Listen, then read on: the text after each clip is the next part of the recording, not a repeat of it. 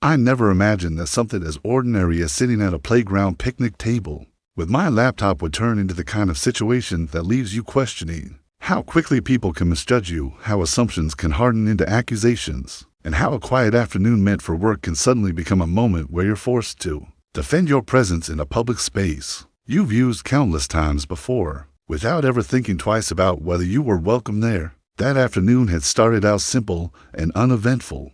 The sun was warm, but not overwhelming, the sky slightly hazy with thin clouds drifting lazily, and the soft hum of distant traffic blended into the peaceful silence of the small neighborhood park near my apartment complex. I had a freelance deadline that I needed to finish, and my own apartment wasn't exactly the ideal work environment that day.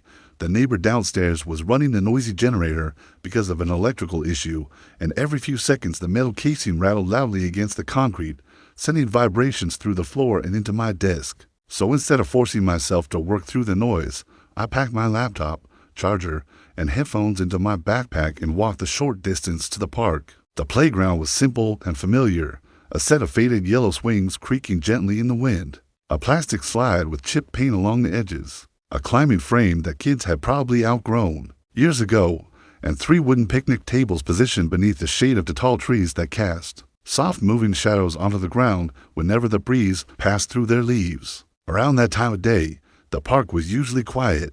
Most children were still at school, and parents didn't arrive with strollers or snacks until early evening, which made it the perfect place to sit down, open my laptop, and focus. I chose the table closest to the path, placed my backpack beside me, connected to my phone hotspot, and began working. The world around me faded into background noise, a dog barking somewhere in the distance, a couple of birds hopping along the grass, the faint rustling sound of leaves scraping against each other overhead. I worked calmly for about 20 minutes, lost in the flow of editing a document, when that strange instinctive feeling crept in, the subtle awareness that someone is watching you, the tiny shift in atmosphere that tells you eyes are fixed in your direction. I lifted my head and looked around.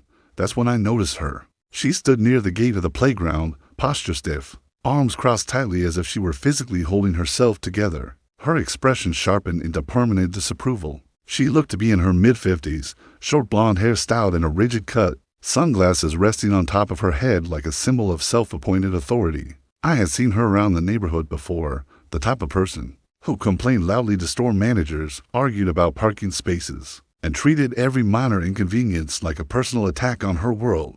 People unofficially referred to her as the Karen of Maplewood Park, though of course no one dared to say it within earshot. She didn't smile, didn't nod back when I acknowledged her. She simply stared, evaluating me as though I were an object out of place rather than a person sitting quietly and working. After a tense pause, she took a few deliberate steps closer and stopped at the neighboring picnic table. "Excuse me," she said sharply, her tone cold and demanding rather than curious. "What exactly are you doing here?" I glanced at my laptop, then back at her. "Just working," I replied calmly, trying to keep the situation neutral. "The noise at home is pretty bad today." Her eyes narrowed, skepticism tightening across her face. "At a children's playground," she repeated, as if the concept itself was suspicious. "It's just a picnic table," I said politely, still giving her the benefit of the doubt. "No kids are using it right now."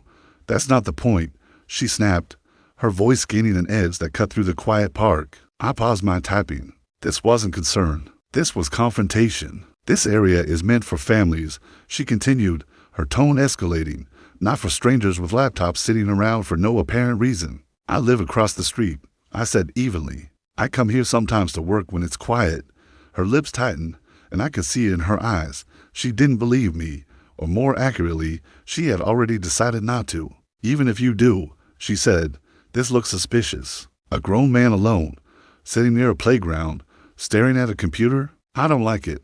Her words hung heavy in the air, not a question, not a discussion, but an accusation wrapped in moral righteousness. I gestured slightly toward my screen. "I'm literally editing a work document. You're welcome to look if it helps." "I don't need to look," she replied, leaning back as if the very idea offended her. "I can tell when something isn't right."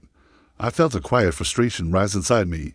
Not anger yet, just disbelief that something so ordinary could be twisted into something threatening in her mind.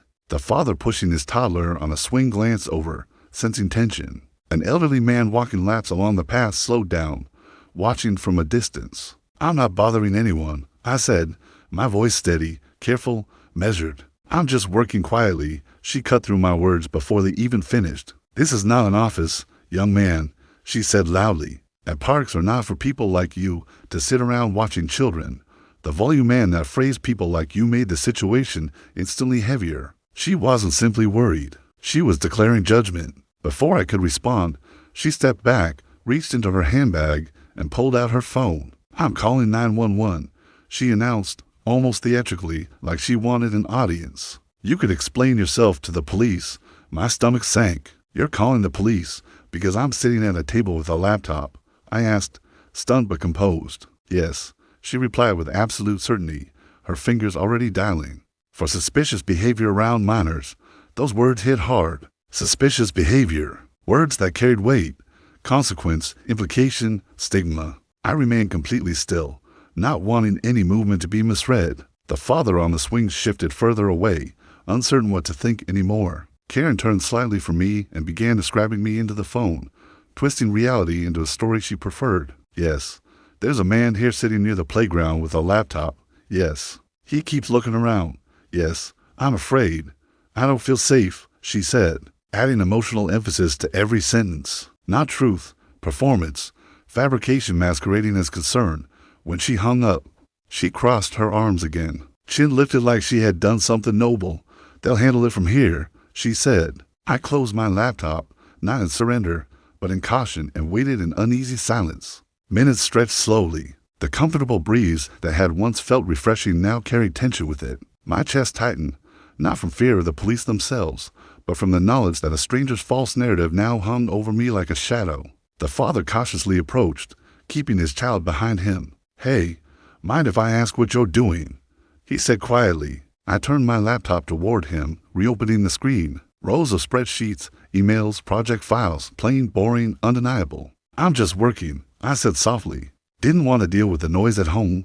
Relief washed over his face immediately. Oh yeah, that makes sense, he said, nodding. Karen glared at him sharply, like he had disrupted her script. You should keep your child away, she snapped. We don't know what he's really doing. He's literally working, the father replied, frustrated. You're blowing this out of proportion. Sirens approached in the distance, faint at first, then clearer. My heart felt heavy. The police cars pulled up beside the park. 2 officers stepped out, cautious but professional. Karen rushed over before they even reached us. That's him, she shouted, pointing directly at me. He's been sitting here watching children with a laptop. I fear for our safety. The officers approached respectfully. Sir, would you mind standing up? One asked calmly. Of course, I replied, moving slowly and clearly. They asked for my ID. I handed it over. They asked about the laptop. I opened it willingly. They examined my work files, exchanged a brief look, then turned toward her. Ma'am, the officer said, he's working. There's nothing suspicious here. Her expression shattered into disbelief. What? You can't be serious. Look at him. He doesn't belong here. This is a public park, the officer replied firmly. He has every right to be here. He could be lying. She insisted desperately. We verified it, the officer said. You made an unnecessary emergency call. The father stepped forward. He wasn't doing anything wrong, he added. She just jumped to conclusions. Anger drained from Karen's face, replaced not by remorse, but by humiliation and stubborn indignation. The officers issued her a warning for misuse of emergency services. Her words stumbled, excuses crumbled, and in the end she stormed toward the parking lot, muttering bitterly under her breath. Refusing to accept even a fraction of responsibility, the park slowly returned to silence. The officers handed back my ID and reassured me that I had done nothing wrong, that I could stay as long as I wished. I thanked them sincerely, not because anything about the experience felt fair, but because at least they had handled it calmly and reasonably. Still, something inside me had shifted. I sat back down and reopened my laptop, but the peace from earlier was gone. The wooden table felt different beneath my hands, the air heavier, the surroundings less welcoming. I worked for a while longer, but my thoughts kept circling around what had just happened.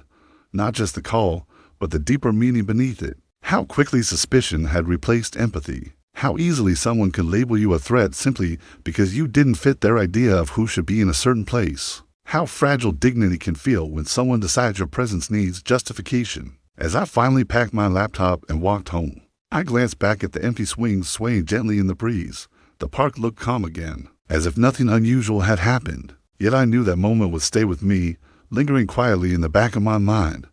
Because what happened wasn't simply an argument. It was a reminder that sometimes you don't have to do anything wrong to be treated like you did, and that some people would rather call the police than ask a genuine question, listen to an answer, or simply accept that public spaces belong to everyone, not just to those who think they get to decide who belongs. And walking away, I realized that what hurt the most wasn't the accusation or the scene. It was the knowledge that in her eyes, I had never been a neighbor sitting at a table. I had only ever been a suspicion waiting to be justified.